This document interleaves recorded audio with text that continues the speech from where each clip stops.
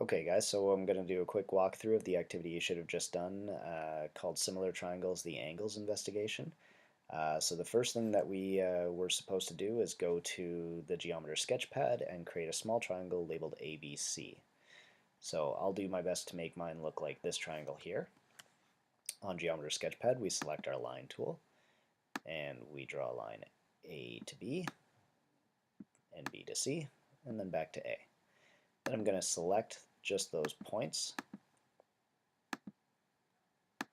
and I'm going to label those. So I'll go to Display, Label Points, starting with A, and we have ABC.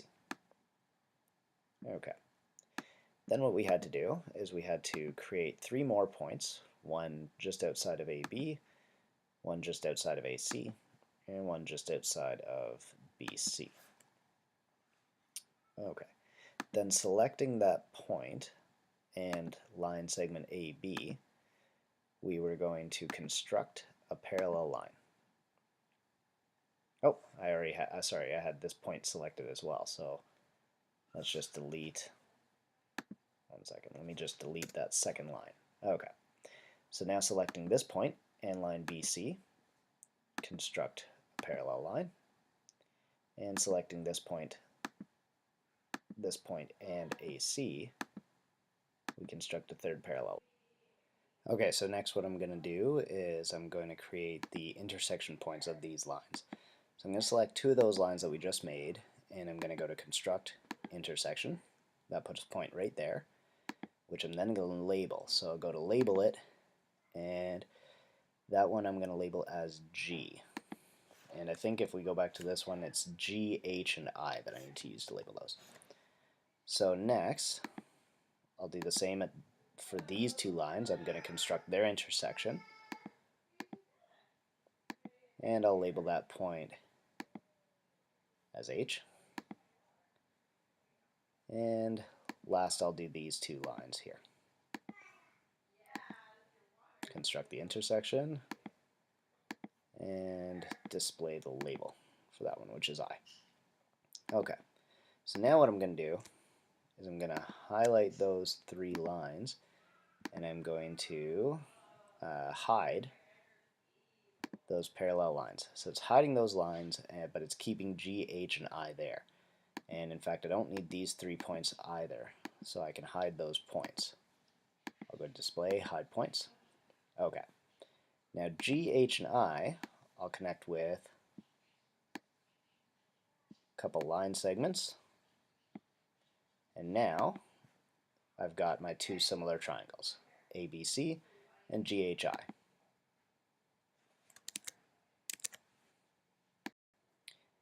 So using the methods that I showed you in the last video, we've got triangle ABC, the lengths of the sides here, triangle GHI and the lengths of the sides there. We've got the corresponding angles for each of those 2 triangles and the ratio of the corresponding sides. So on this triangle, what you can also do is you can grab point A and drag it, and it changes triangle G, I, and H as well, because we already told the program that GI and IH has got to be parallel to AC and CB, and so as you change point A, it changes everything else in the bigger triangle too. So as we move this around, you can see a couple of things. First of all, the side lengths are all changing, right? The angles are all changing, but as I change the shape of the triangle, the corresponding angles are still identical. So BAC is 28.42 and HGI is 28.42. And so these angles are always the same in the corresponding triangles. The lengths of the sides of ABC and GHI are changing as well. And the ratio here is changing. So if you see, it's 2.98 here, and if I drag this around, it changes to 2.86. So the ratio is not fixed here because that's not how we made our bigger triangle. We didn't make the bigger triangle by saying that the bigger triangle had to be 3 times the size of the smaller triangle. But what is important is that the ratio of the sides of all 3